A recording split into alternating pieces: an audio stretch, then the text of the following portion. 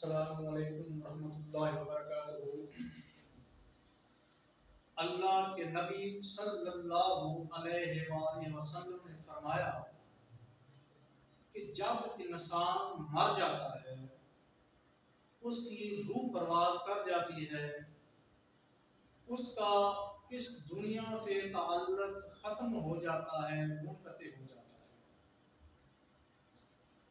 اب اس کو غسل دیا جاتا ہے، کفن دیا جاتا ہے، اس کا جنازہ پڑھا جاتا ہے، اس کے بعد اس کو قبر میں اتار کر اوپر سلیٹیں رکھ کر مٹی ڈال کر اس کو دفن کر دیا جاتا ہے۔ لیکن ظاہری بات ہے، انسان ہے، دنیا میں آیا ہے، پیچھے اس کے عزیز و اقارب بھی ہیں، رشتہ دار بھی ہیں، یار دوست بھی ہیں، اور اس کی وراثت بھی ہے جو چھوڑ کر جاتا ہے۔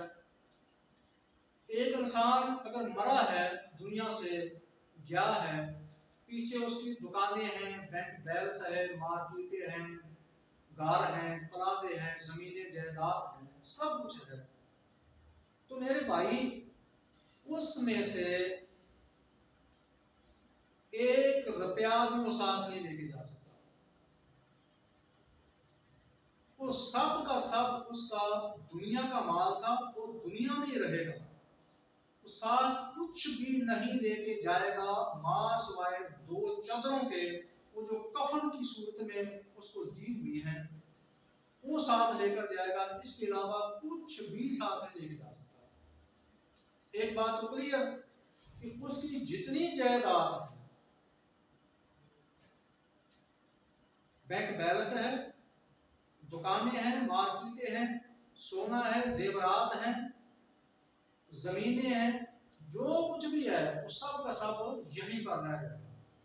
نمبر 2، اس کے جو اہل خانہ ہیں، اس کی بیوی ہے، بچے ہیں، بھائی ہیں، والدین ہیں، جتنے بھی قریبی ہیں، اس کے ساتھ پیار کرنے والے، محبت کرنے والے، جان قربان کرنے والے، کوئی بھی یہ ہمت نہیں کرے گا کہ اس کے ساتھ قبر میں اس کے ساتھ جائے۔ کیوں کہ جب اس کو قبر میں اتارا جا رہا ہوگا، وہ خود ہی اپنے ہاتھوں سے اس کو قبر میں اتاریں گے، اور کیوں کہ ان کو پتا ہے کہ یہ اب اس کا گھر ہے، اس کے اندر اس نے جانا ہے، دنیا میں رہ کر اس نے جو کچھ بھی کیا ہے اس کا سامنا قبر کے اندر اب اس نے کرنا ہے، یہ اس کی ڈیوٹی ہے۔ ہم اس کے ساتھ کیوں جائیں گے؟ ہم تو اس کو دفن کر کے واپس چلے جائیں گے۔ تیسرا، جو اس کے یار دوست ہیں، سنگی ساتھی ہیں، دفتر میں کام کرنے والے، فیکٹریوں میں کام کرنے والے، کارخانوں میں اس کے ساتھ کام کرنے والے، اس کے محلے دار، وہ بھی سب کے سب اس کو دفن کر کے واپس آ جائیں گے، کوئی اس کے ساتھ نہیں جائے۔ کیوں؟ موت آنے کے بعد اس کا دنیا کے ساتھ تعلق منقطع ہو گیا، ختم ہو گیا۔ ایسے سمجھو کہ اب نہ وہ نماز پڑھ سکتا ہے، نہ روزہ رکھ سکتا ہے، نہ سب کا اقرار کر سکتا ہے، نہ کسی کے ساتھ نیکی کا کام کر سکتا ہے، نہ برائی کا کام کر سکتا ہے، کچھ نہیں کر سکتا۔ اب دنیا کے ساتھ اس کا معاملہ ختم، اگلا معاملہ شروع، برزخی معاملہ شروع۔ تو برزخ کا معنی ہی پڑتا ہے، اب اس کے ساتھ قبر کے اندر جو کچھ ہونا ہے، یا وہ بندہ جانتا ہے یا اس کا رب جانتا ہے، پیچھے والوں کو کوئی علم نہیں کہ قبر کے اندر اس کے ساتھ کیسے معاملات ہو رہے ہیں۔ اور اللہ کے نبی صلی اللہ علیہ وسلم نے فرمایا کہ اگر میں آپ کو قبر کی حقیقت بتا دوں کہ قبر کے اندر کیسے کیسے معاملات مردے کے ساتھ پیش آتے ہیں، تم اپنے مردوں کو قبروں میں دفنانا چھوڑ دو۔ قبر کی سختیاں اتنی ہیں، تو میرے بھائی تمام تر چیزیں دنیا میں رہ گئی، نہ مال دولت ساتھ گیا، نہ اہل خانہ میں سے کوئی اس کے ساتھ گیا، نہ یاروں دوستوں میں سے کوئی ساتھ گیا۔ لیکن 3 اعمال ایسے ہیں جو قبر میں بھی بندے کو فائدہ دیتے ہیں۔ وہ کون سے 3 اعمال ہیں؟ نمبر 1، نیک اولاد، صالح اولاد۔ جس انسان نے اپنی اولاد کو دین کا علم پڑھایا، قرآن پڑھایا، دین کا علم پڑھایا، اس کو دین کے راستے پہ لگا دیا۔ اب انسان قبر کے اندر پڑا ہوا ہے، اولاد پیچھے سے دعائیں کرتی ہیں، نماز پڑھتی ہیں، اس کے لیے مغفرت کی، بخشش کی دعائیں کرتی ہیں، تو بندہ پوچھتا ہے کہ یا اللہ، یہ میرے قبر کے اندر چاند درجات کیسے بلند ہو گئے ہیں؟ تو اللہ فرماتے ہیں کہ تیری اولاد نے تیرے لیے بخشش کی، مغفرت کی دعا کی ہے، جس کی وجہ سے تیرے درجات بلند ہوئے ہیں۔ یا اولاد نیک کام کرتی ہے، اس کا ایٹومیٹکلی جو ثواب ہے وہ والدین کو پہنچتا ہے۔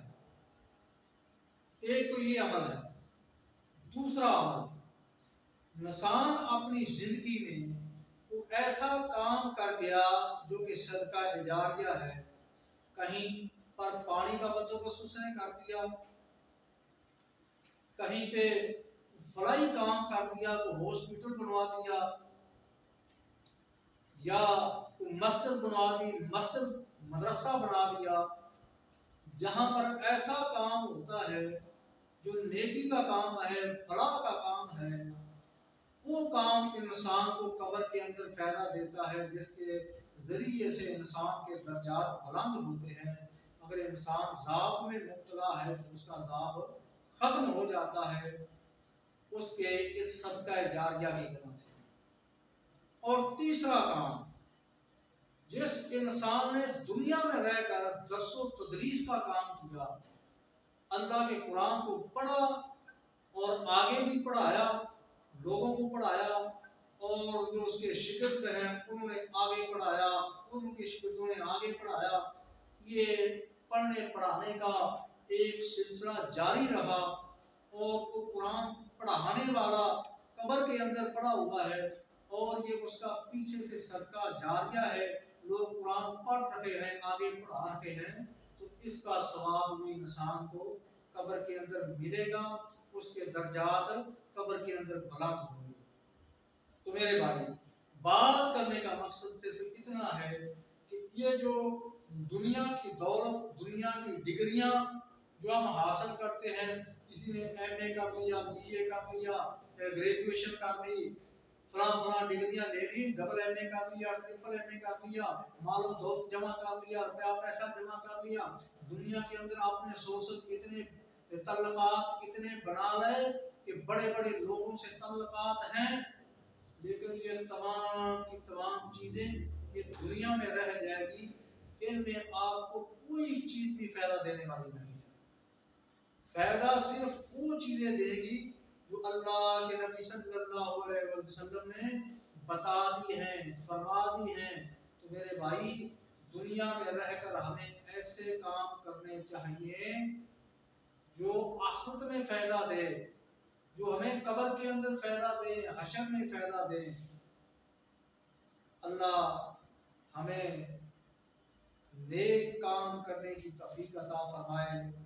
اور آخر میں میری گزارش ہے کہ جتنے بھی یہ اسلامی چینل ہوتے ہیں ان کو سبسکرائب کیا کریں، لائک کیا کریں، آگے شیئر کیا کریں، یہ بھی ایک صدقہ جاریہ بن جاتا ہے۔ جتنے لوگ سنیں گے، رہنمائی حاصل کریں گے، وہ سب کے لیے، بیان کرنے والے کے لیے، اس کو شیئر کرنے والے کے لیے، سب کے لیے صدقہ جاریہ بن جاتا ہے۔ السلام علیکم ورحمۃ اللہ وبرکاتہ۔